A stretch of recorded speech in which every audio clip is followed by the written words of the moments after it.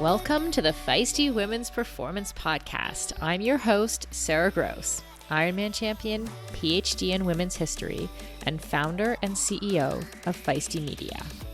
I started this show because I wanted to cut through the BS of diet culture and fitness culture and actually learn from high-achieving women at the top of their game who have figured out how to feel and perform their best at every stage of life. So I chat with experts, elite athletes, and leaders who have learned to succeed despite the massive gender data gap in exercise and medical science and product development. Every episode is filled with information, advice, and anecdotes that will help you fulfill your potential as an athlete, mom, leader, or business owner. And listen up. If you don't subscribe to our Women's Performance newsletter, you are definitely missing out. It's totally free. So head over to womensperformance.com and subscribe now. That's womensperformance.com. This podcast is a production of Feisty Media. Hi, Feisties. I'm going to jump straight into it this week because I had a very long and meaningful conversation with my guests this week. They are Jill Moffatt and Jen Casson, who are our Olympic lightweight pair here in Canada for rowing. And they went to Tokyo. I guess it was technically supposed to be Tokyo 2020, but it was actually in 2021. They finished 12th there and are currently gunning for Paris 2024. These two are quite the duo. As you'll see, they are full of energy.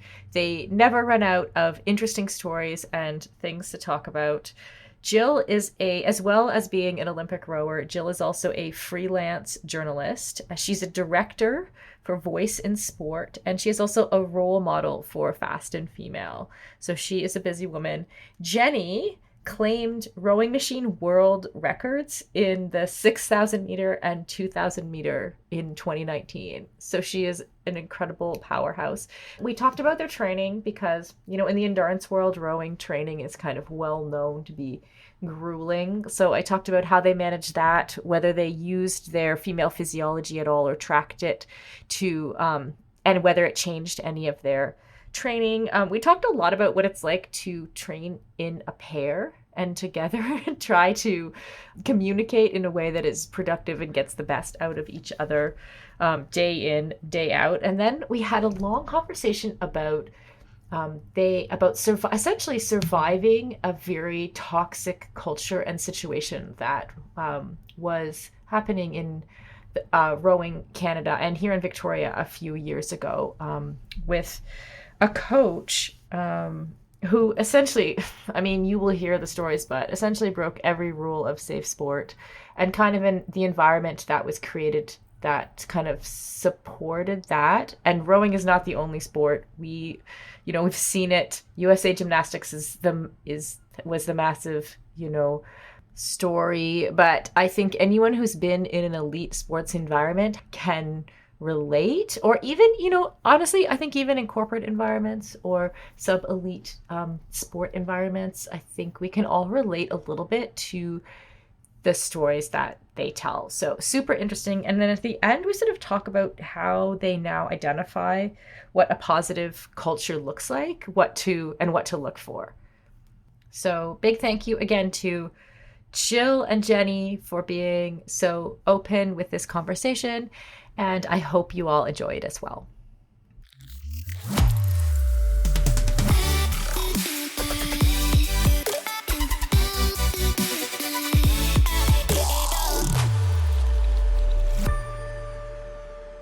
Jenny, Jill, welcome to the podcast. Hi, thank you. We're so excited. We're very pumped to be here. Thanks. Yes. Yeah, I'm excited too. So my first question, I have to ask this. I actually went to university in Kingston. Yeah. And I had a couple of friends that were like on the rowing team, whatever. But how does someone become an Olympic rower? Maybe Jenny, do you want to start there? Me? Yeah. Honestly, there are like countless ways to start rowing. It's definitely a late introduction sport. So you can come from a different sport. You can pick it up in university. You can start in high school. In Europe, you can start when you're like 4. But yeah, I mean, I definitely would say like my personal experience was a lot of luck and a lot of right place, right time. And eventually a lot of hard work.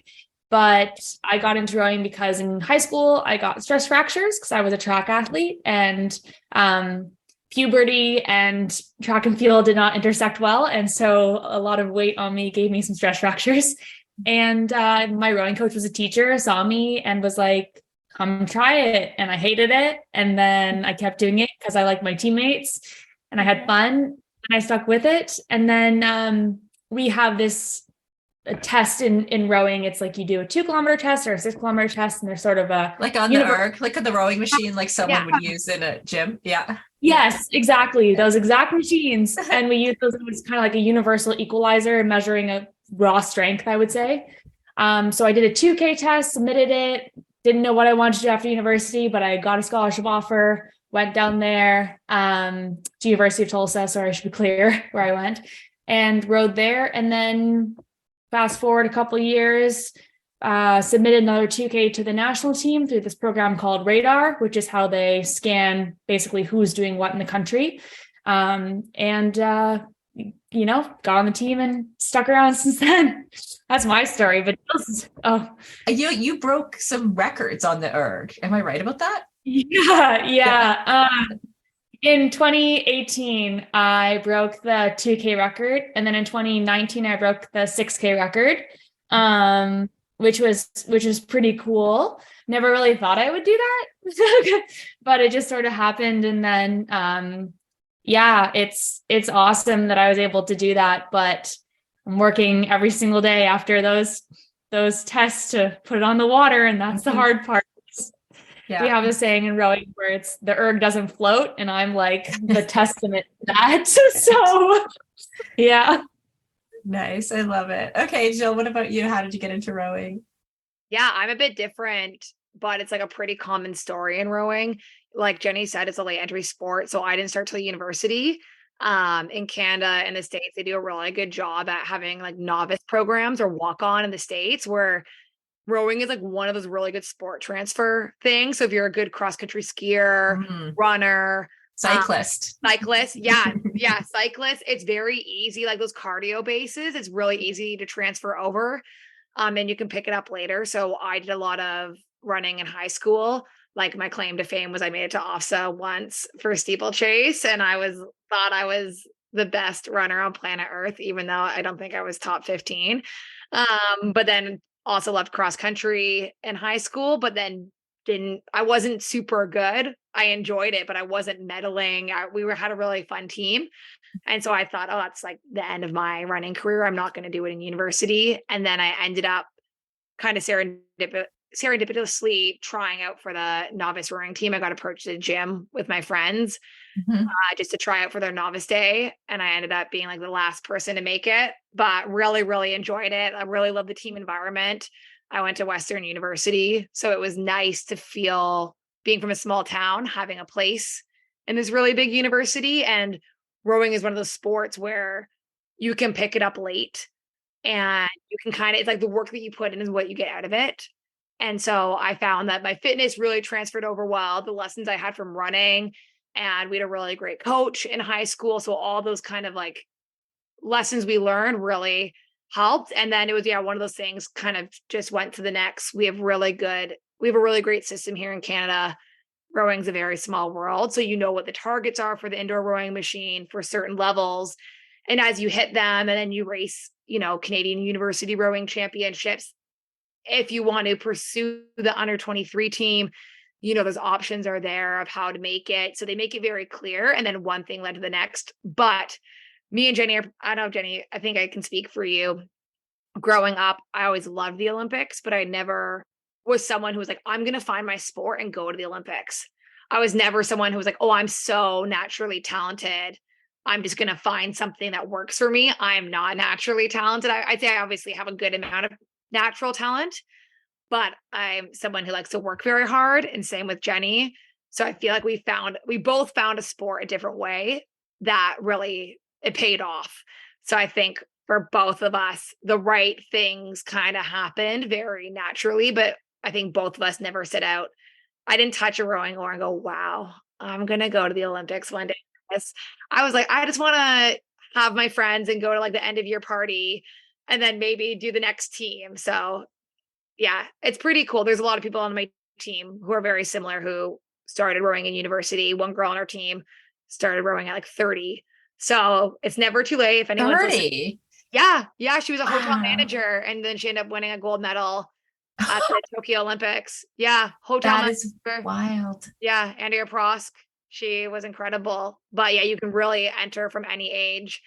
A good fitness background helps, but it's something that like you can really pick up. It was always my impression with rowing that if you had like a decent sized engine, like to work really hard, right? And like just had that kind of grit that you could, that you could kind of make an impact. That's kind of what I'm hearing you say. Yeah, 1,000%. I think that, and then like an ability, obviously, because it's different. Well, not different than cycling, but you are stuck in a physical boat with someone. So there's also or like 8 people at a time potentially. So you have to be able to like work well with others. But yeah, it's like that difference between like, yeah, it's like fitness and art. Like there's also a technique side to it. You have to, sometimes swimmers are good because they have a natural feel for the water. Like some people just have a good feel where they may not be super fit, but they just, for some reason, it clicks in their brain. There are other people who are super fit and it doesn't click. And then it takes like a lot of coaching. But yeah, definitely a late entry sport, not like, gymnastics, where unless you're at the top of your age group at 6, you're never going to make it. It's a little bit forget. Right. Yeah, I love that. Or even swimming, you kind of have to have that technique down. I once, random story, but when I did my PhD in the UK and I dated this guy who was a rower, and he had rowed for Cambridge, but was like post that, at the time. And he was like with a local rowing club and we went to Henley, right? Oh, Eddie, have you ever been to Henley? we're going this year.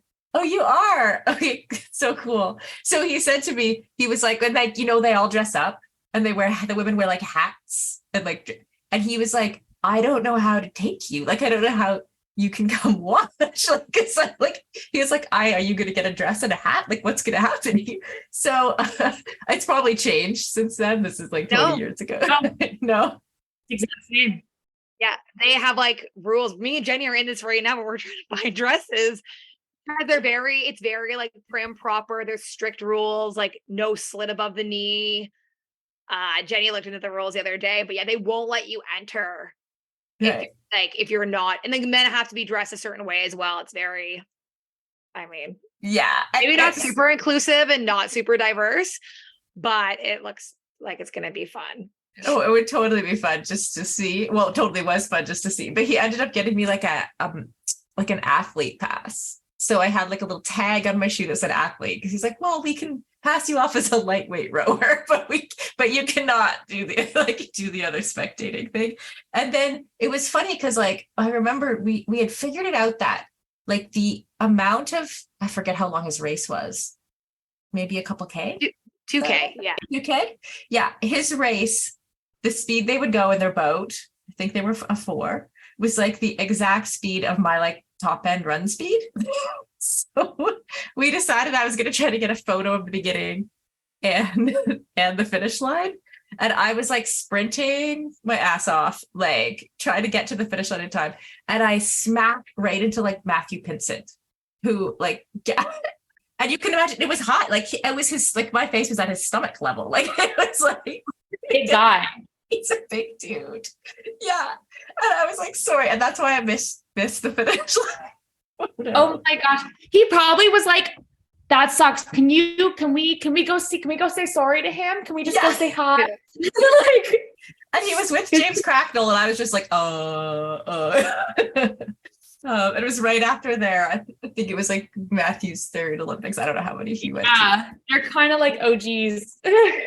Yeah, so that was like my one experience at a regatta. That is like the beginning and the end. But I'm excited That's for like you the peak experience, though. Right. Like any other ones, like you skipped right to the like I'm gonna meet the most famous men in like Great Britain rowing, and then I'm also going to go to the biggest event. Yeah, just like straight to the top and then out. That's my experience. But so you two, from when like I'm talking to you, you seem kind of like a match made in heaven in terms of like the, you know, like the good juju you have between you, the communication. Like, is that true? I'm going to make a joke. You go, Jenny. When you go through hell with someone, it's kind of hard to have it any other way. Like, we are not perfect. It's not like a straight line. We get on each other's nerves like all the time, but it's like a marriage, right? I mean, we're in that boat all the time together. The thing about Jill and I is Jill already touched on it, and I've always believed she doesn't give herself enough credit, but she just works so hard. And I definitely am someone that, like I work hard, but I also like can't have anyone, like I'll work as hard as the hardest working person, if that makes sense, but I'll stop when I'm that, because I'm like, okay, like I just need to work hard. And then so with Jill there, like she always is like pushing me and pushing me and pushing me. And I'm like, oh my God. And so that naturally brings a lot of respect. And I think that's something that is like fundamental in our relationship and has been since the beginning. Like there have been multiple other lightweights in the event. Obviously we didn't just like choose to go in the double M. We're like, yeah, this is our boat. Like we've had to go through a lot of different teammates, different processes, different races. But something that I think is the foundation of our relationship was the respect from day one. And then growing from there, I mean, Jill's also someone that like you can't, like she just radiates positivity, and she's very, very friendly to everyone. And I'm very different than that, but she's never tried to change me. Whereas a lot of other people that I've rode with have been like, you need to be less grumpy because you're like miserable and, you know, But that's just how, like, that's the kind of athlete I am. Like, I'm just stone cold and quiet.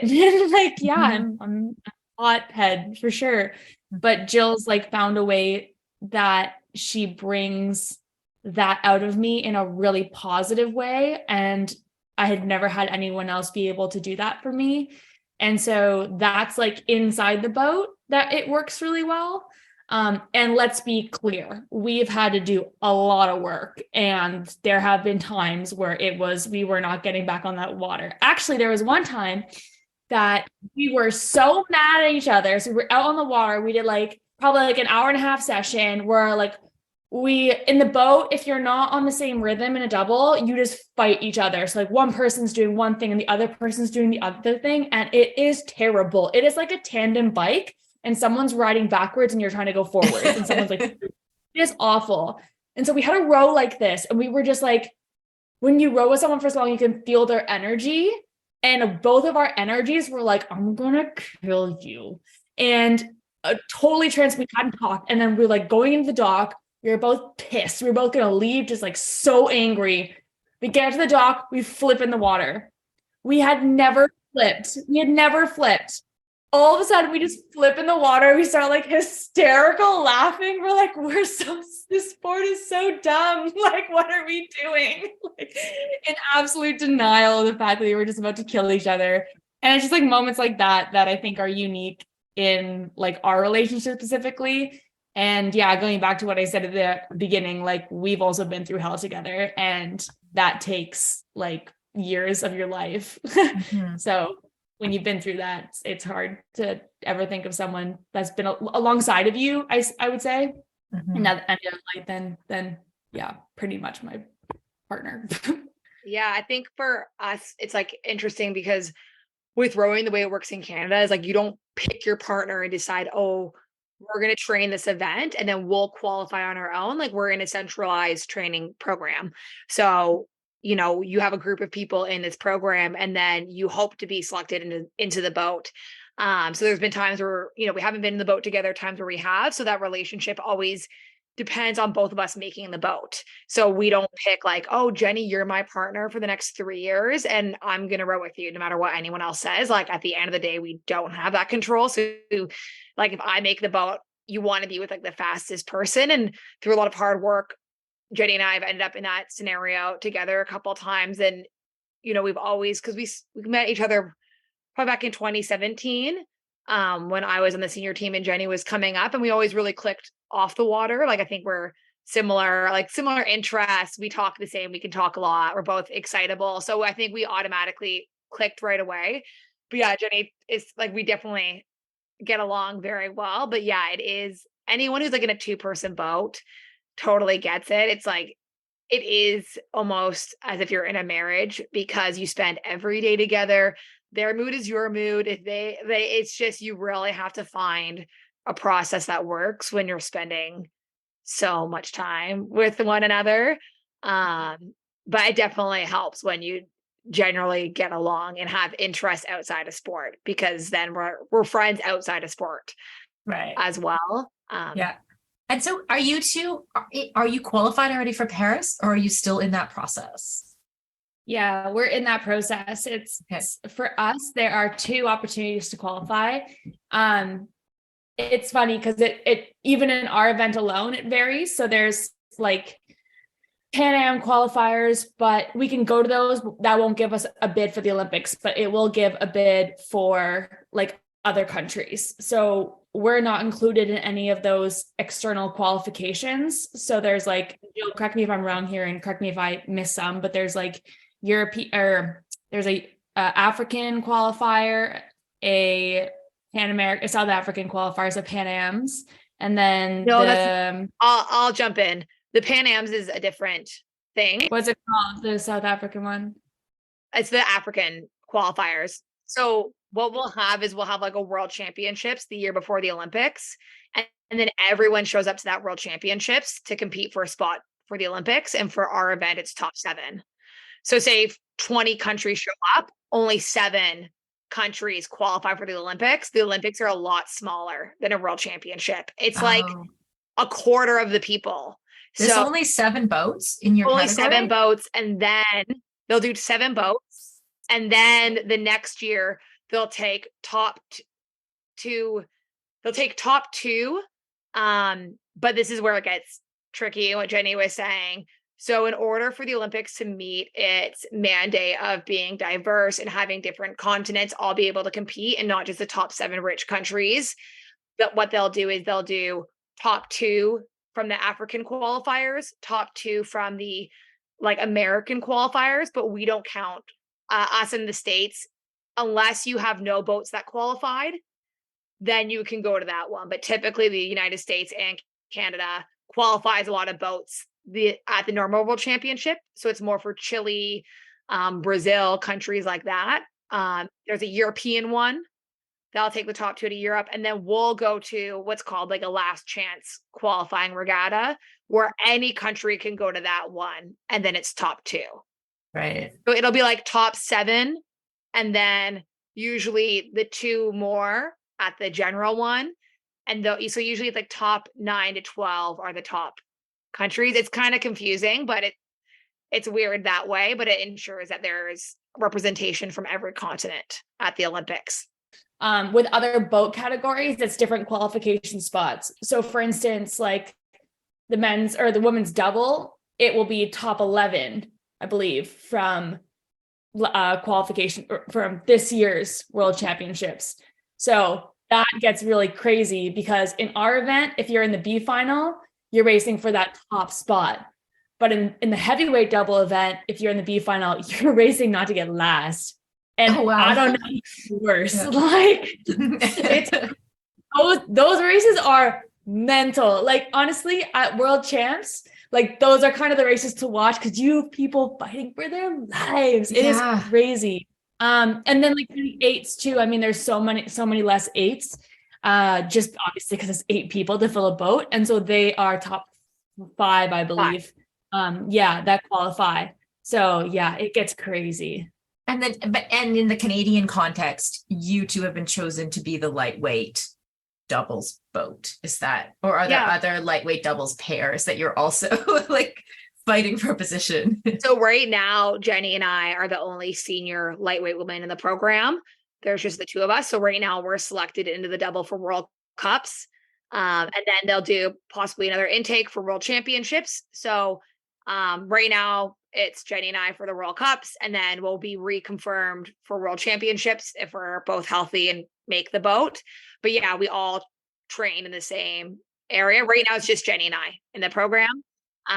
But yeah, we're not like the lightweight double until then. It could change at any moment. Also, if I broke my rib, they're going to find someone else to put in the boat, or if we stop performing, we go to World Cups and we're really off target for that qualification top 7 spot, then they're probably going to, do the 911 call. But yeah, we're not like set. We get like set for each regatta we go to is how it's technically done. Right. That feels like a lot of pressure. Like, how do you deal sort of mentally with that pressure? It's just one of those, I mean, you have to accept it. Like, you really can't, you can't act as though anything is set. And I think the biggest, like, the clearest way you can say it is you did not qualify, that boat qualified. Like, you, the individual, did not qualify. So the lightweight double, we're hoping to qualify the lightweight double this year. But Jenny and Jill are not qualified. So say like this boat gets qualified this year and some, shining star comes in next year and takes my spot, I'm out. It's about speed, baby. And whoa, that was weird, but it's about speed.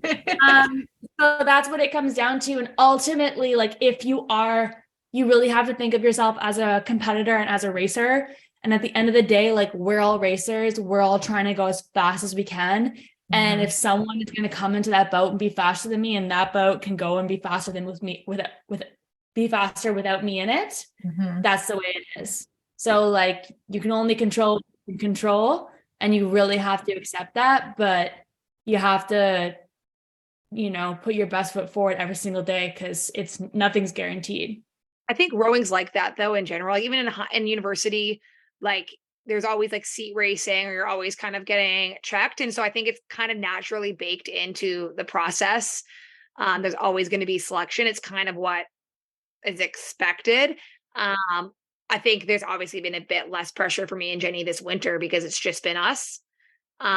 So we kind of knew we were going to be the double because it was just us in the training center. And so, we've been in the center with 4 or 5 people, 6 people, and that can obviously be a lot more like stressful depending on like the environment you're in. But it's something all of our teammates are dealing with right now. They're going to do selection this weekend for some of the boats. So it's very natural and normal. And I think that helps take the pressure off because it's just normal in a sense. Yeah. And like, you have an idea if you're going well or not. And something about our boat too is we always have to remember, like, there is only one lightweight boat and they don't have to send us. Like, Canada does not have to have a lightweight double at the World Championships this year. Right. So, and that's the reality. I mean, this is the last Olympics. They're going to have a lightweight events. And like, if we're not going fast enough, why would they pay money to have an event that's going to be gone after Paris?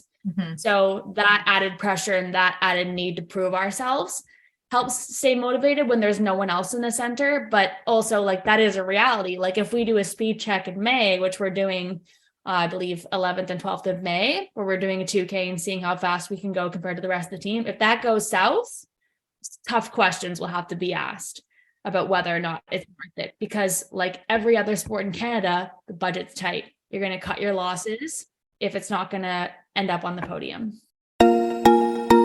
As a lifelong runner and triathlete turned CrossFitter, I am stoked to announce that the athletic eyewear brand Tifosi Optics has joined us as a partner here at Feisty Media. Tifosi sports glasses hit all the marks for athletes. They're shatterproof polybicarbonate, so the lenses not only reduce glare, but also offer scratch resistance, which I 100% need. They stay in place when you are moving. The hydrophilic rubber nose pads actually get more grippy the more you sweat, so they are secure and don't slide down your face even when you're running in hot conditions. No matter what sport you do, Tifosi has shades for you. Whether you love tennis, fishing, pickleball, running, cycling, or just hanging out on the beach. They are super reasonably priced, which I love, so I can have multiple pairs that go with any outfit. And of course, Feisty listeners get a special discount. So, head on over to TifosiOptics.com and use the code FM20. FM as in Feisty Media to get 20% off your order. That's FM20 at TifosiOptics.com. I'll put a link in the show notes to make it easy for you. Building muscle can be tough, and gains can be so slow, even for those of us who do a lot of strength training. As an ex-endurance athlete who is now in perimenopause, I know this all too well. It can be frustrating to put in the time in the gym and not see the results I'm looking for. That's why it's super important to take the right supplements at the right time. One of those supplements is essential amino acids, which are needed to trigger muscle protein synthesis. Muscle protein synthesis happens when you eat high-quality protein, like eggs or whey. And by supplementing with additional essential amino acids, you can make sure you are getting the full benefit of your training sessions. Targeted essential amino acid formulas can be up to 4 times more effective than just eating protein. I've been taking amino acids for almost a year, and in combination with eating quality protein and a couple other supplements, I have managed to turn the tides on age-related muscle loss, which starts at 30 for women, by the way, and I have continued to make strength gains as I head towards 50. AminoCo has been a long-time sponsor of Feisty Media and has supported all of our brands and podcasts over the years. I recommend starting with AminoCo Perform, and you can grab some at aminoco.com/performance. If you enter the code PERFORMANCE, you will save 30% and receive a free gift if it is your first purchase. Give it a try and let me know how it goes. That's aminoco.com/performance and use the code PERFORMANCE to save 30%.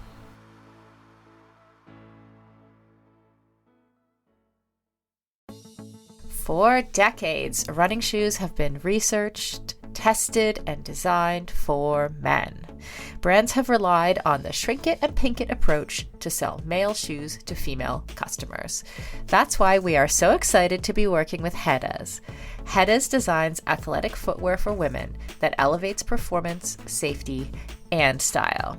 Hedas unlocks the science behind women's biomechanics through dedicated research, creates better shoes for women that support their longevity and performance, and establishes new design standards to promote transparency in a male-biased industry. Hedas have a lower ankle collar to reduce rubbing, a breathable mesh toe box to allow for ventilation and to allow for female toe shape, a special kind of plate in the midsole to keep tired legs going, a narrow heel cup to reduce heel slippage and take the pressure off our Achilles, and a rounded instep to create a snug fit. Hedas has 3 shoe models designed for different sessions: the Alma Cruise for long runs, the Alma Tempo for training days, and the Alma Speed for pushing the pace. I've personally been running in the Alma Cruise and I love them. It's the shoe I always wanted and never knew I needed. The fit is perfect in every way. You can get your own pair of Hedas at hedas.com and use the code Feisty20 for 20% off. That's Feisty20 at hedas.com, and it will all be in the show notes. Okay, so speaking of lightweight, you have to weigh in for your sport. This is something that's entirely not part of my world at all. We talk about nutrition a lot on this podcast. Like, how do you manage that pressure to be a certain weight at certain time as well, at the same time, like trying to keep yourselves healthy? Yeah, I think I'll add like the very kind of the parameters. So we're different than boxing. Like we weigh in 2 hours before our race. Say you race at 9 a.m., you'd weigh in at 7 a.m. And then you have from 7 a.m. to 8 a.m. to weigh in. So you could weigh in right at 7 or you could weigh in at 8 a.m. Typically people weigh in once it opens. Mm-hmm. So the reason why they do that compared to boxing is to ensure that it kind of helps ensure people aren't doing crazy things, because you do have to race 2 hours after. And by crazy things, you like dehydrating yourself or like some of these things we hear Yeah, about. well, something that boxers do, like the way they drop weight is a whole other level. Okay. because they have like 24 hours or something. They'll drop something insane. So ours is it's a little bit different that way because you can't do things to yourself that if you have to race 2 hours later, it's not going to be a good time. And then for Jenny and I, for our event, it's a 57 kilos. So 125 pounds, but it's interesting. You average it. So we both have to average that weight, and the lowest you can be is 55 and the highest you can be is 59. So that's part of the partnership between me and Jenny as well. Like we work together to make that 57. Right. So depending on where we're naturally at, we can like share like, we'll kind of do the math. But Jenny, I'll let you answer how we kind of take that into consideration with our training. Yeah, because it changes over the course of the year. So, and also everyone's different. So like I gain weight very easily and I gain weight a lot faster than Jill and a lot more than Jill, but I need to gain that weight just because of the way I'm built. So in the winter, like I weigh in 57, 58, right? And in the winter, I'll sit anywhere from like 64 to 66 kilos because we're doing a lot longer Ks. It's freezing. I'm eating more. And like my number one goal is recovery. So I can make it through those kilometers and I can have a little bit more meat on my bones to sustain my bone health and my overall health. And then we work real closely with our nutritionists. And Sue Bogman, who's our nutritionist, helps us like cut down in a really segmented way. So that we typically like someone like me, I can sweat a lot and sweating is part of our process. So we'll do like low residue, which is eating bland foods that are low in fiber. So they don't weigh as much in your stomach. And then also we'll sweat out the morning before if we need to. So what'll happen is, you cut down, but you have a cutoff weight that you want to be sitting at. And then you take care of the last kilo or whatever is left over the morning of. So essentially I'll ultimately want to be flying over and be at around 60 because I actually sweat closer to 2 kilos. And that's just something that I can actually do pretty easily. Like it doesn't take much out of me. A very fast sweater. She can work out for a minute and she's like pouring sweat. And I'm like, it takes me forever. Yeah. I don't know why. Like it's super weird. And it's so funny because I used to be so embarrassed about it. But now I'm like, this is the best thing ever. Cause like I can eat more, obviously. But yeah, it's tough in the sense that you really have to be on it because if you don't understand your body and you don't understand what your body needs and what your body can live without, it's not going to be a good time. And you also can't risk your quality of life. Like that's not going to make you a happy athlete. So you have to be able to like work closely, be open and transparent with your nutritionist, with experts, because you're probably like in my situation, definitely not an expert, and then lean on those people for guidance and advice, and plan, like we plan so far in ahead so that it's not, you show up 2 weeks before you're flying out and you're like, hey, I'm 4 kilos overweight. What do I do? And then it's like alarm button, whatever else. So yeah, it's just a lot of planning. I think too, we should be clear. Because we race in the summertime, we'll only have 3 weigh-ins at that weight the entire year. So it's not something that we're constantly thinking about. It's like we'll go to World Cup 2 and 3 about 3 weeks apart, or we'll have to do it. And then almost 2 months later. So it does make it quite manageable, where it's not like every race we do, we're weighing in. Like when we race in the fall, like either we won't weigh in or it'll be a much higher weight. University is the same way. In university, they have weigh-ins as well. So it's something that you kind of get used to doing through university then as you progress on the senior team. But yeah, it's definitely done with experts like helping us and guiding us so that we're like ensuring that, like how Jenny said, our quality of life is really high. We're enjoying ourselves. And we're not putting our bodies at risk. Like we've been both in part of like Red S studies to check our like bone health. We really watch like, whether or not we're getting our period. I mean, maybe TMI, I'm on an IUD, so it's difficult to know. But before I got one, I was always really regular. It didn't matter what my body fat was. My period for me never changed because I was still getting the energy I needed. Like I was eating enough so that I wasn't getting that like energy deficit. So even at my like lowest body fat, I was still getting my period at the same time every single month, and like no injuries, no stress fractures, because for me, I can sit lower. It's the way my body works, and I'm pretty robust, but we have a lot of things that we check to ensure that we're on the right page. Right.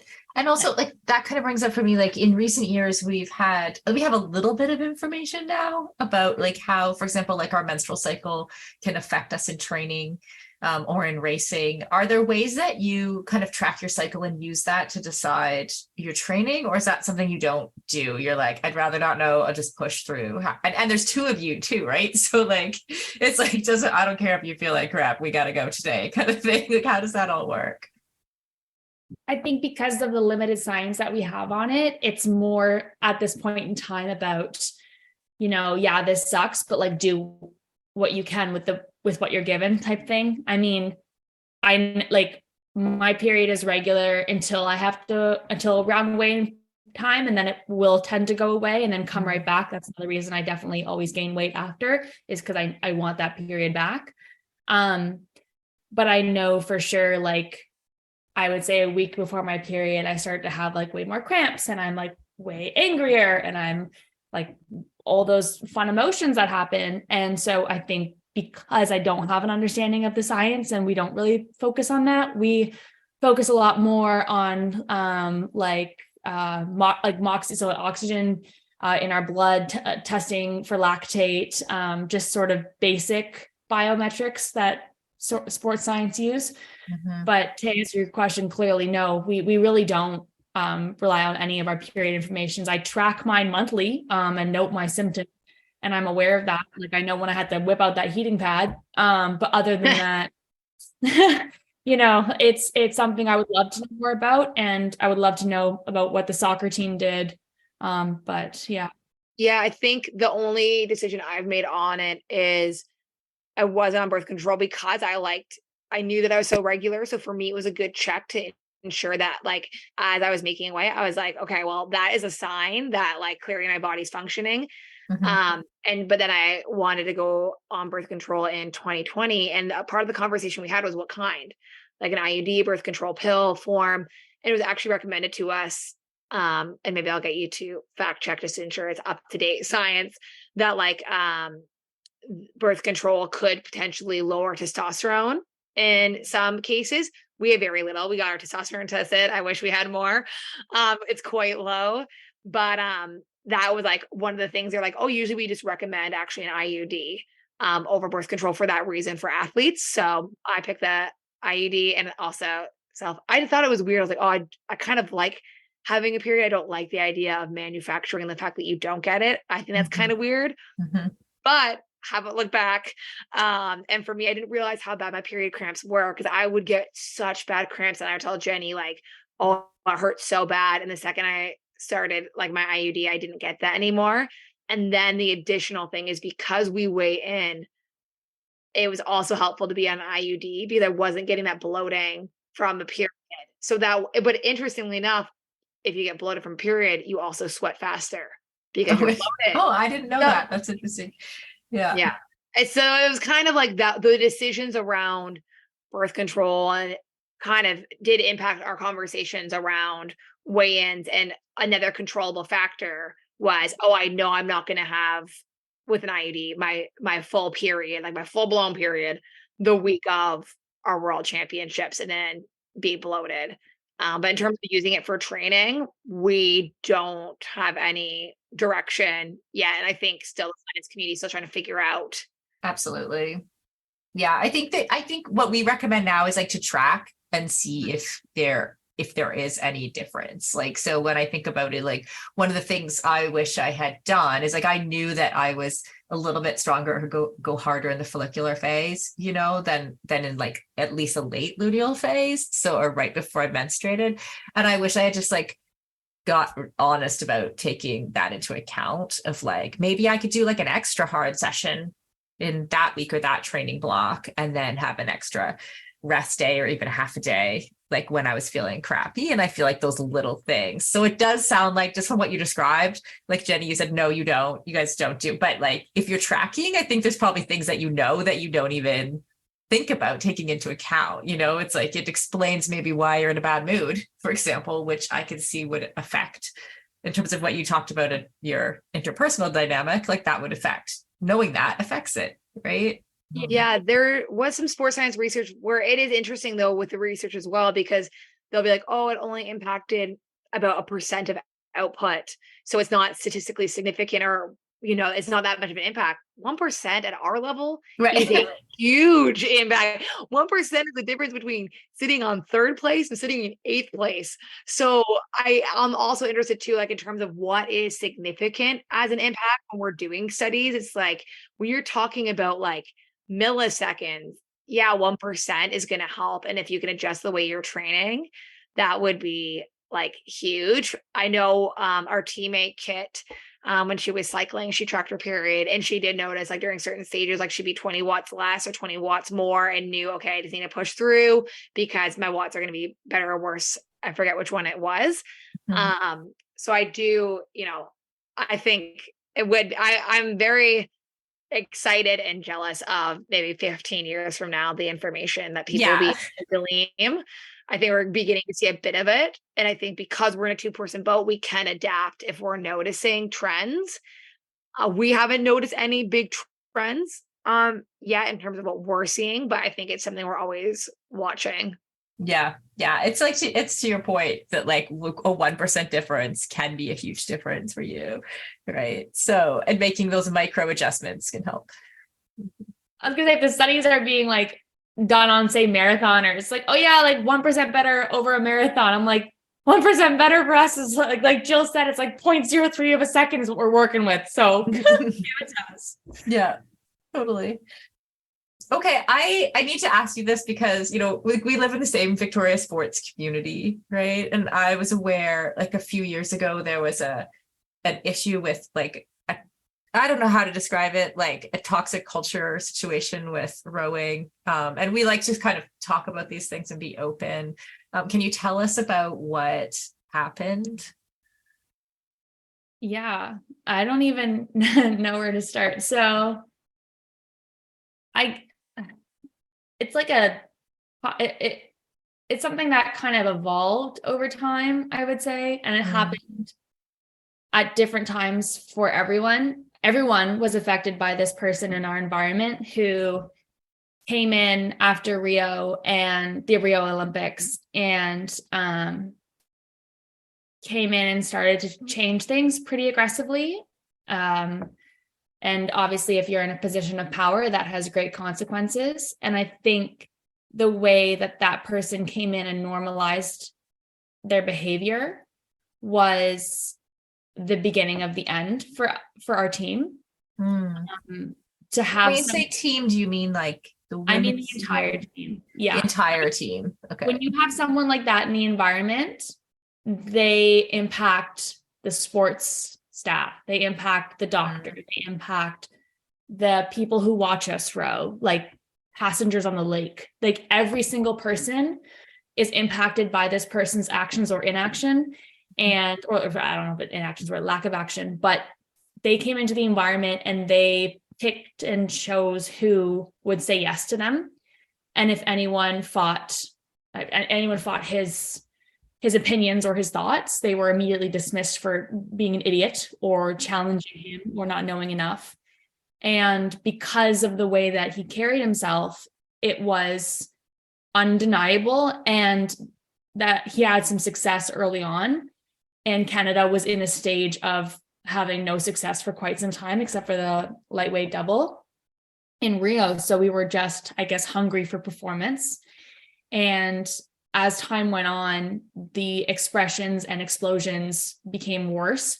But as it became worse, because it was so gradual, it continued to be normalized. And so the standard of how athletes and staff were spoken to and addressed stemmed from how this man conducted himself, because he was the leader and he was basically the beginning and the end of culture, because he made it happen. And I think I would add in too that it's never just one person, right? So the environment has to be in such a way that person sees an opportunity. And I think now, as we're learning, I mean, the entire world is learning about standards around safe sport and what is good coaching, what is normal and what is not. When you have an environment, and when I say environment, I mean from the CEO to, anyone in the environment, staff wise, that and athlete wise as well.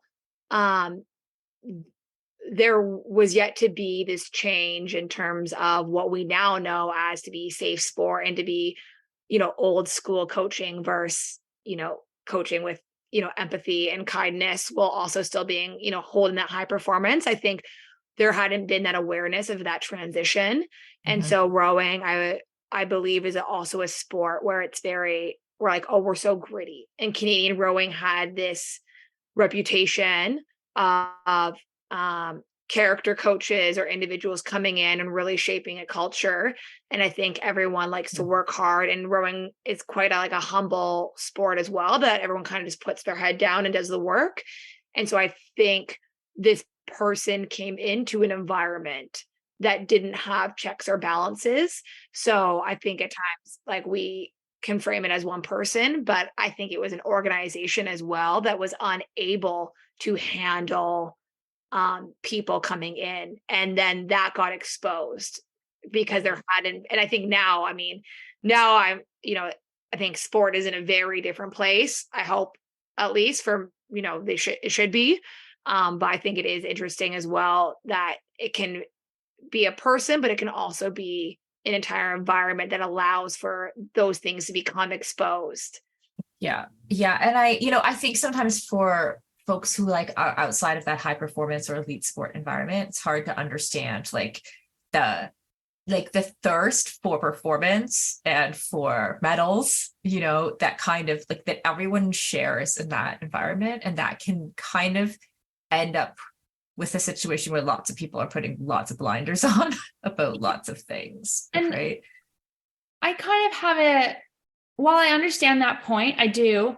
And I want to go back to what Jill said, because I think that was really valuable. And that perspective of the organization and the culture being instrumental in allowing that predator to come into the environment. That's something that I don't personally speak about a lot, because my experience with this person is so different and it ran so deep that when I think about this situation and what happened, it's him and me.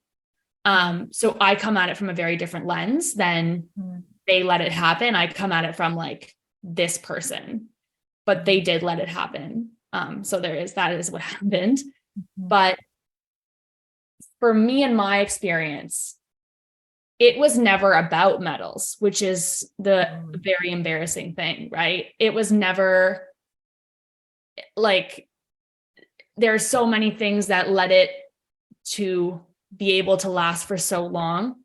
And there's a lot of I feel not ashamed, because I was slightly embarrassed that there are things that are excusable and inexcusable on my behalf.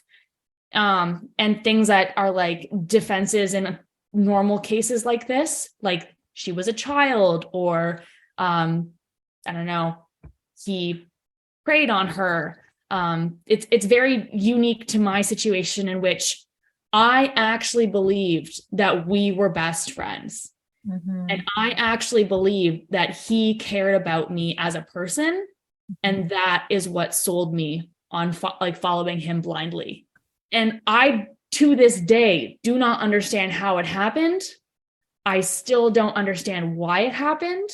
I often cannot wrap my head around it, because it is a part of me that I don't understand. No one that I've talked to, except for people who have gone through it, can look me in the eye and say, yeah, I know what you're feeling. And so it was, with him, it was never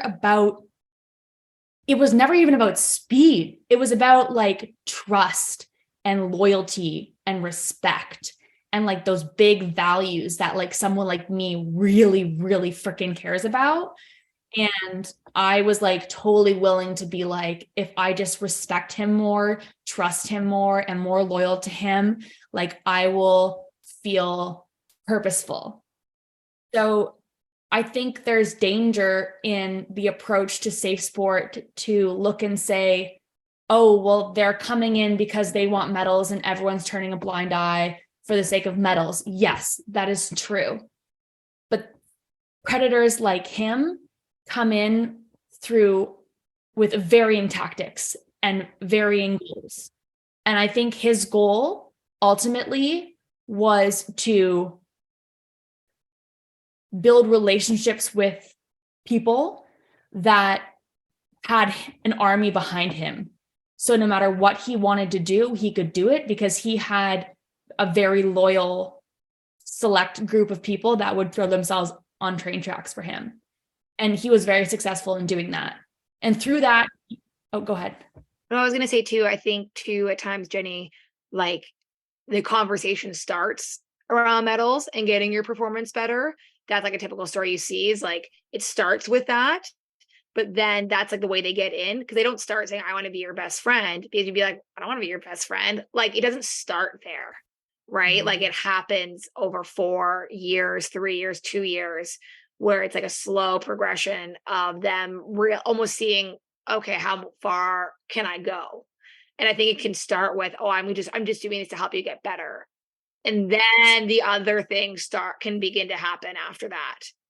And that's what happened with me. Like you brought up the 2K erg earlier, and I'm not really, I don't know. I don't like talk about that often because she's very humble. Well, it was a long time ago. And and also like that 2K erg is like when it all started. So like he was sitting right beside me during that erg and he saw something that he could work with. And I firmly believe that. And from that moment on, our dynamic completely changed because he saw someone with raw power. And it became, you're strong, you can be something. And then he fostered that because I believe that he was the key to that. And then over the course of time, it was, I've got your back. No matter what, I've got your back. And just do your best. Like, we're best friends. You trust me. You trust me with your life. Like, you're the only person here I trust. Like, all those things just kept adding up to the point of which there's no return, to the point of which I stand by. Nobody could have told me what was going on and I would have believed them. Every single person, if someone would have come up to me in that time and said, hey, he's doing this to you, I'd have been like, you're crazy. You're just jealous. Mm-hmm. And it's like, how do you tell someone what is happening to them when they can't see it and they don't want to see it? Yeah, I think what you're saying, like it's a common story that I've heard with other people who have come out of situations like what you're describing, Jenny. And like, I think one of the keys there is that like the predator or the person in power in that situation, like they believe their own bullshit as well. Yeah. Which is why it's like super hard to get, because they're not coming in thinking I'm a predator. I'm going to do this, this, and this. I'm going to control this environment and these people in this way. I'm going to do this, that, like that's not what they're thinking. They're thinking like he probably believed that he like, and to some extent that it's like true that it's like, it's just that person's way of having your best interests at heart, like completely the wrong way, right? Like but I think they believe their own bullshit.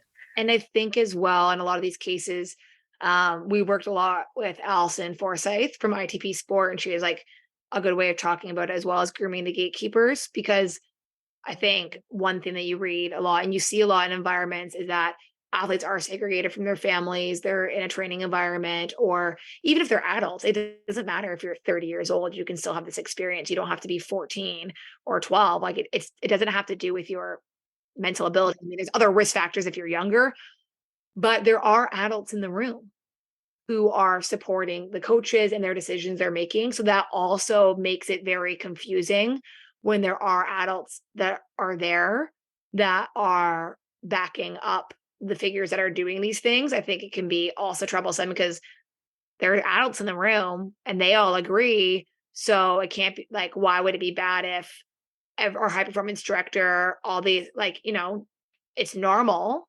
as to what Jenny said. So then that's also can make you, I think, question yourself because, well, these other people who are acting like this, but they're good people. They like him. They're not bad coaches. So it's just the athletes that are complaining because they don't like X, Y, Z. Exactly. And it's the moment when the conversation and you start hearing, oh, so-and-so is just being so-and-so today. Like as soon as you start referring to it as them just being them, and that's like a mutual understanding across men, women, sports staff, whoever, that's the person just being them, that is a red flag. If you're having to mutually collectively agree that that's just them being them, like I don't know how that was bypassed so quickly. And then I think another thing that happens so frequently is you just get this disgruntled athlete victimhood. Like you just start blaming the athletes for, not being strong enough or complaining or looking for excuses or being like, it is just like, oh my God, what if you have 25 athletes coming to you about the same person? Could you just look in the mirror? Like, is it that hard for you? And it's exceptional and like it boggles my mind how for 5 years at different times of the year, different years themselves, variety of situations, different relationships, like so many people went and raised their hand and it's been documented and nothing happened. And the question is, so you're telling me nothing is valid until it becomes sexual. Is that what I'm hearing? Because that is not okay. Yeah, that is not okay. And that's that's what. Yeah.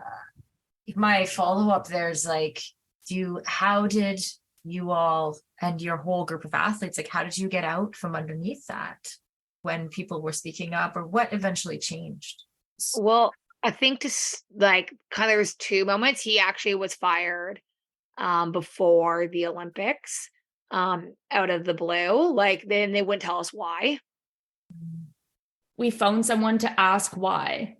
And this person said, and let's be clear, at this moment in time, we were both heavily invested in this person, like heavily, like heartbroken and like world was over that they had fired this person. And so we were like searching every corner to figure out why. And the answers we were given were, you know what, we can't tell you, but it's in your best interest. End of conversation. So that was like, we already don't trust you. We already don't trust you. We already, quite frankly, don't like you. And we don't think you have our best interest in mind because you just took away the person that was going to lead us to glory and our confidant who knows all of our secrets and whose secrets we know all of. What do you mean it was in our best interest? So that was step one. Sorry, Jill, I wanted to add that. Yeah. So he was fired and Roy Canada put out a press release like that he was moving on before the Olympics. And I think at that point, though, the team was pretty divided because there was like a group of people who were quite upset that he was fired. There's a group of people who were, popping champagne. I think our team, actually, the women's team, did an incredible job at respecting one another during that. Because I know that there are people who were happy, people who were struggling. And I think there was this, it almost actually kind of baffles me in that moment how mature everyone was in respecting everyone's own journey. But I think a lot of the cultural damage had been done between support staff, board members, the athletes themselves. And so that remained intact, like not horrible, but I think a lot of things that happened even on the men's program that really caused a huge division amongst every single program. I think that's one thing that happened we had a specific incident on our team, but the entire team, because of the system that allowed for that to happen, also allowed for other things to happen and division amongst coaches, amongst training groups to really foster. And instead of being, oh, it's us versus the world, it became, oh, everyone versus each other, men and women.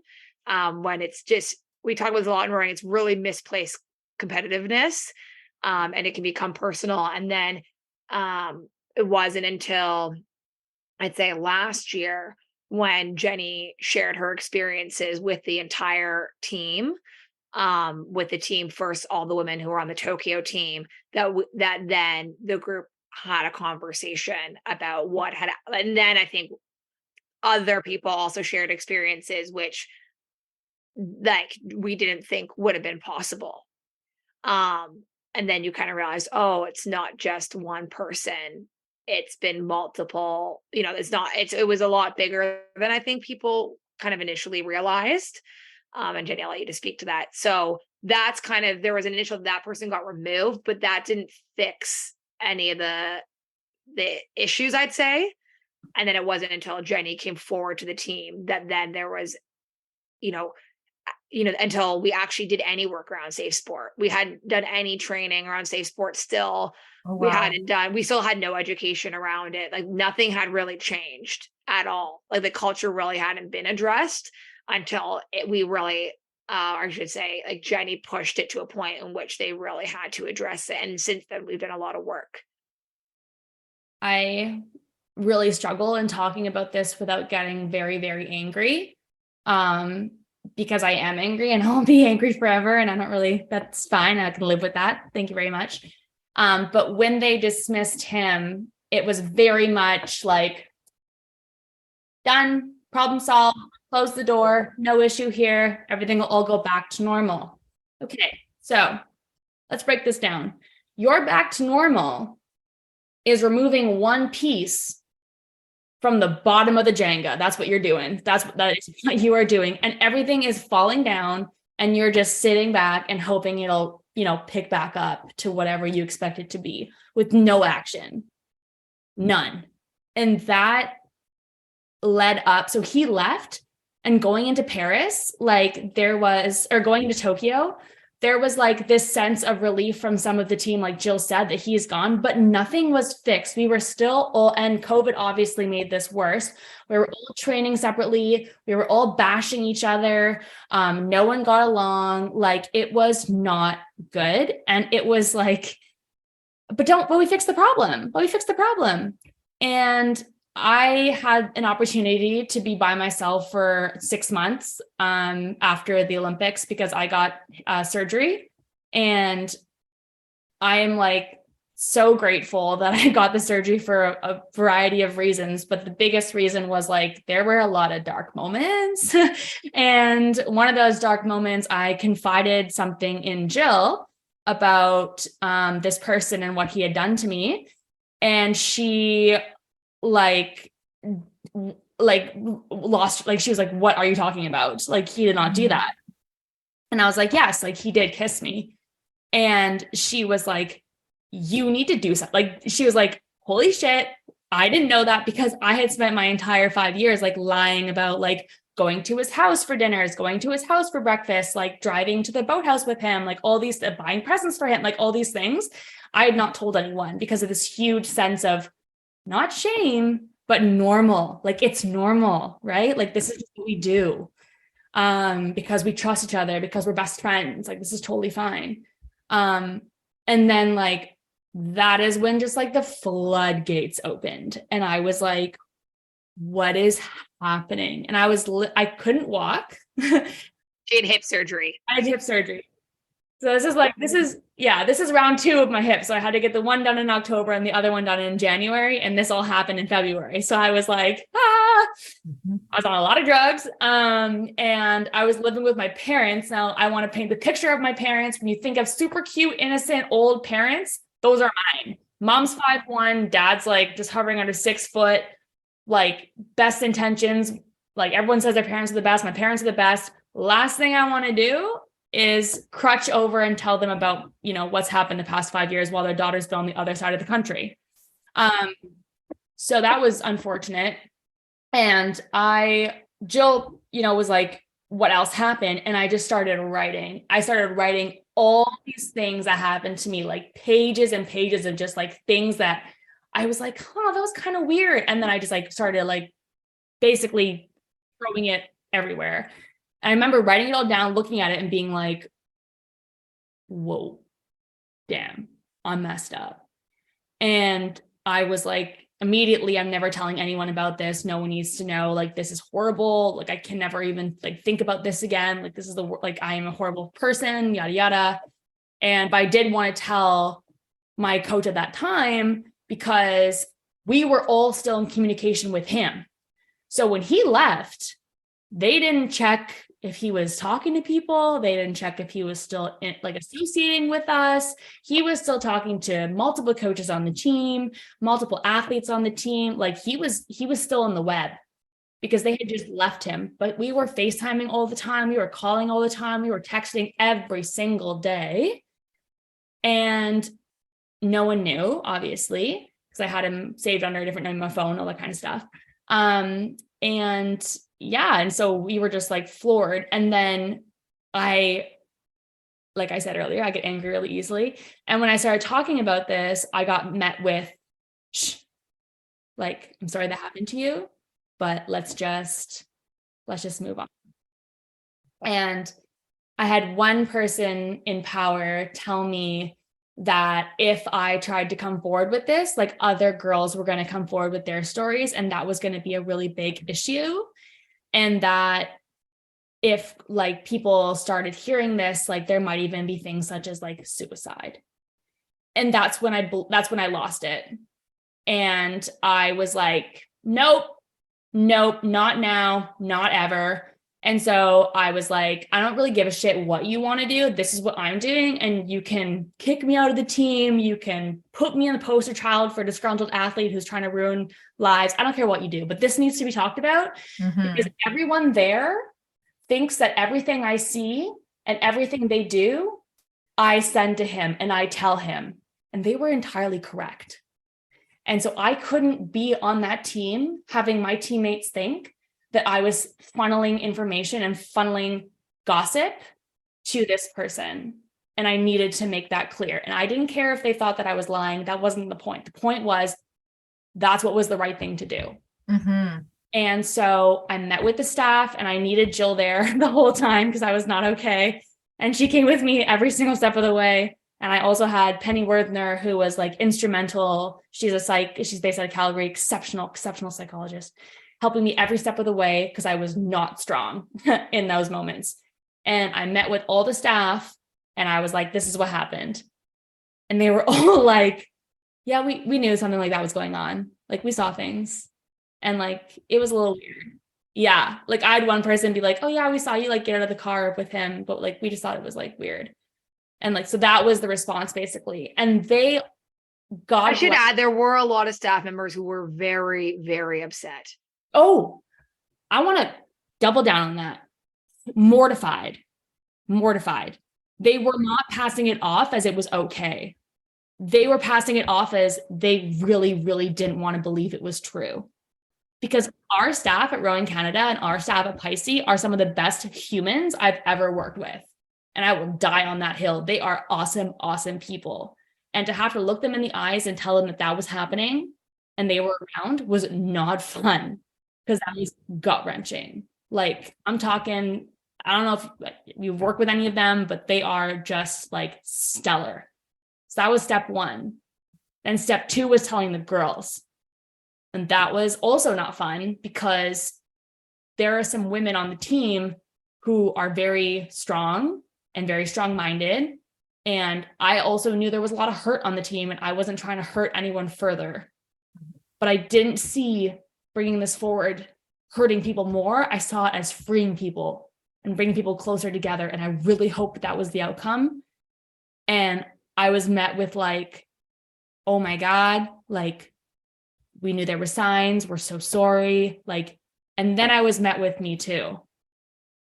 And it was never, and something that I said to all of them was, I'm so happy that all your experiences never reached the level and depth of which my experience with him were, because I would not want you to go through that. And I think, I'm sure people say that all the time. I don't know if that's something that's just said. That's what I believe.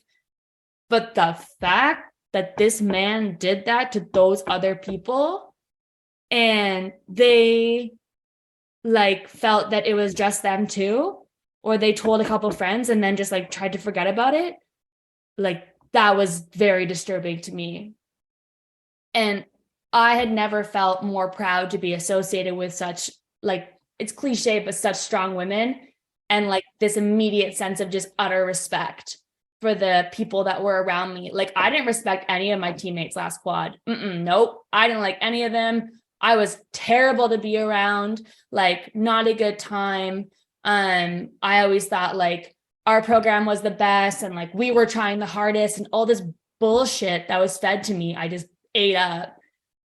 And then you just like open your eyes and you open your like yourself to your teammates and you're like, oh my God, this is the way it's supposed to be. Are you kidding me? This is what we're missing out on. And so from then, like we connected with Allison, we worked as a team, we worked on our culture. We have an awesome high performance director who's like super committed. Like Adam is just the most like culture, like high performance director we ever had. So I know I've been talking for a long time. I apologize. But yes, it's very important, and a lot happened. Yeah, I think it is really important. And like, that was so brave of you. And I admire you so much for like those steps that you took then and sharing it now. I'm wondering, like, what you're saying that the culture, you have a good high performance director, the culture has changed. What are the, if someone's listening and they're like, I don't know if I'm in a good culture or bad culture, what would be the markers, like the indicators that you would say of a good culture in that kind of environment? I think sometimes the first thing that, and I think it's a thing a lot of teams are doing now, is there's like two things I would say, not even as markers, but like more like in retrospect, is like gut feelings are usually correct. A lot of people say that, like if you feel something in your gut, it's probably right. So if you feel if there's a gut feeling, probably best to not ignore that and try to explore that further and to have a conversation with someone, maybe even like your parents about it, because I think we can think a lot as athletes, oh, my parents don't get it, or my friend who's not an athlete doesn't understand because they're not in it, but they probably can see things clearer than you because they're not in it. And a big thing, if I wanted to check if my environment was correct, I think the biggest thing is education, right? Understanding because there is this paradigm shift. And I actually don't blame a lot of coaches who, before getting educated, like you're coaching the way you were coached. You're coaching the way that you see in movies. You're coaching the way you're coached growing up. Like you're coaching the way other people coach, and it's worked and people are happy and there are athletes who love you, and there's nothing wrong with that. But the society is learning that there are some long-term impacts, and there are people who are coaching poorly, not because they're predators, because they don't know how to properly coach to ensure that there's wellness as well as performance. And then there are also the examples of predators. So I think as an athlete, the best thing I think it should be mandatory. I think it is now. Organizations should, it's not like an online thing that you click through. There needs to be some actual training for athletes and staff and support staff to understand what does good coaching look like and what those boundaries are. And then, so I think if you kind of were like, oh, I don't know about my environment, like it's all out there now of what it's called, the UCCMS, of what good coaching practices are.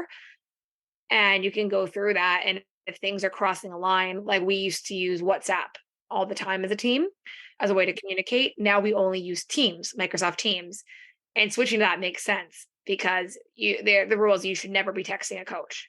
You should never be messaging like through text message or WhatsApp anyone on the staff outside of Teams. And it makes sense now that we're doing it. But back in the day, we're all just texting and calling each other like normal, and we're in a workplace. Mm-hmm. So I think it's a long answer, but I think it's like the gut feeling. If you have a gut feeling, you're probably right. And two, like educating on yourself on like, there are rules in sport. Like, and I used to, and I think a lot of people used to be like, oh, well, you're never going to get good performance, or no one can coach anymore. No one can say anything anymore. And I think it can be difficult for people to get there. But I do think that like, it just takes being a bit more open-minded to what that could look like. And then ultimately, I very much agree with Jenny and like the entire, like, why would you do a sport if you're not happy? And I think ensuring that athletes are happy and autonomous allows them to get the best performance out of themselves. So I think it's like dual, like you can still get really great performances. And then I just like, there's so much, I think, okay, so there's so much out there. Yes, there's also so much to look forward to because things can always get better if they aren't good for you. I think if an athlete's looking around their environment being like, holy shite, like this is not okay, it's there are people now that are like, their hands are up, they want to talk to you, they want to hear from you, and they're going to give you real advice. That person, for me at least, is Allison Forsyth, who not only can spot it and see it like it is, but also knows what those next steps are for you. If it's a big problem with your environment, or if there's just a bad egg, like, how do you deal with that? But you have to find those people, because they are not everywhere and they are not easy to come by. And I think just getting people's names out there that victims, I guess, have worked with, is important. And then also, like, when it comes to having the happy environment, I look forward to the narrative continuing to shift away from, oh, well, we don't need athletes to be happy. Like, this concept of like happy and everyone's holding hands, and like, you don't want to be happy and go slow. That's the point, right? But you want to be able to be okay. You want to be able to not have your entire team on antidepressants. Like, that's a red flag. You want to be free and do your sport that you love with joy. And if that is under the umbrella of happiness, then yes, you want a happy athlete. But people need to really understand and prioritize the wellness and well-being of athletes, and not make it, this athletes are fragile now and you can't say anything. It's like, just listen to the science. Mm-hmm. Yeah, absolutely. So you two have some big goals coming up as you head into Paris. How do we, and I know you're also, you've been looking for support. How do we follow you and follow your journey? We post a lot on Instagram. That's amazing. That's our main thing. Jill's really good at making reels. I never know what to put in the captions, so typically it's just rambling verbiage, but Instagram is definitely how you follow us. But we also love networking. We love talking to people. We're big coffee chat people. So honestly, if you just want to DM us and talk to us, we'd love to talk about our sport, because we love when people are interested in rowing. But that's as far as following our journey, I would say Insta. Also, Coach Jer, our coach, he has the best Instagram in rowing. So yeah, and I think we're on Vancouver Island, so if there are people who are interested in rowing, it's not crazy if someone ever want to come out on the coach boat, or someone's thinking about rowing, to come out on the coach boat with Jeremy. He's awesome. He'll talk a lot. If you want to come out for an hour or two, it's super easy. If someone wants to even see what our training is like, we're, trying to do a better job at connecting to our communities. So that's something someone's interested in. You can just ask to come along. It's not some secret garden in which you need special permission to come join in. Obviously we're both hoping to be in the lightweight double at the Paris Olympics. We had a poor result in Tokyo. Looking back, I can kind of understand how we got to that poor result. There's a lot of things going on. And so I think for us, it's an opportunity to really be free in our approach and to almost have a do-over in a sense. And for both of us, we're going to be done rowing after this Olympics. So it's kind of our last year to really pursue excellence in this way. After we'll be pursuing excellence in different ways in our jobs and careers that we want. So it's kind of for us, we're it's our last year of really going for it and trying to create a further legacy for rowing Canada and add to that, and hopefully leaving a legacy behind us and adding to the culture, whether we accomplish our dreams, being part of someone else accomplishing their dreams as well. And I mean, we're not in the sport for money. We're definitely not. So if there are people who are looking for ways to, give back to athletes or be a part of an athlete's team or a journey, Jenny and I are both very open to having those conversations. So if there are people who are oh, I have some extra money lying around, we definitely would love to talk to you and see how we could work with you. Or even if you just want to be involved in a journey, I think it takes a community, and it is fun connecting with the community. I plan on living on Vancouver Island after the Olympics and getting involved with cycling and running and all that fun stuff. So it's always just great to connect. Because we're all Canadian, we all love sports. So if we can share that a little bit with other people, it makes it more fun for us too. Yeah, we do have a monthly newsletter. That's fun. How do we sign up for that? You got to donate as far as it is right now, but we can figure it out. You can just have it. So we'll go to the link. We'll put a link in the show notes here so that people can go and check it out. Sure. Yeah.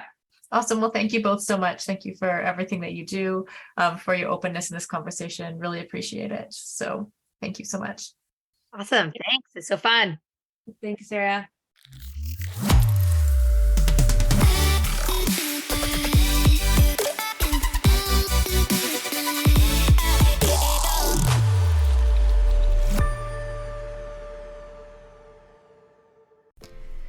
Endurance sports should be accessible to everyone, right?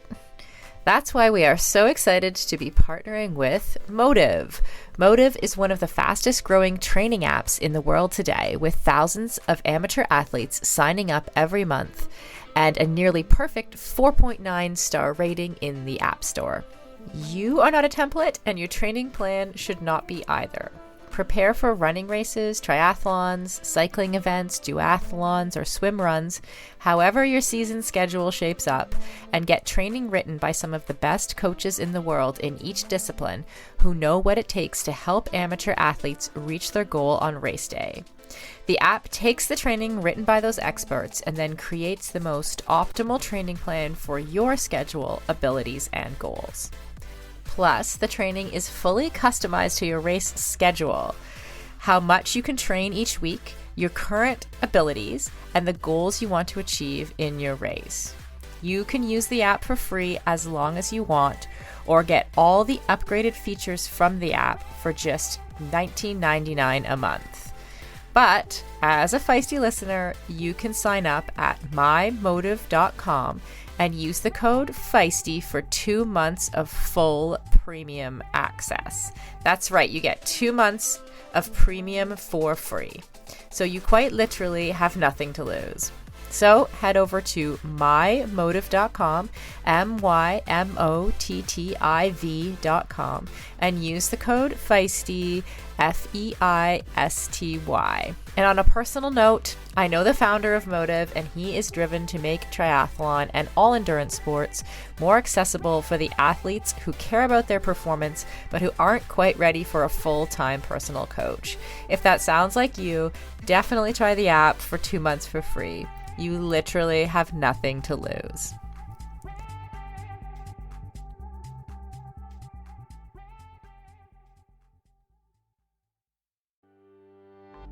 As we head into summer, rest and recovery are critical for improving sports performance, reducing stress, and living a long and healthy life.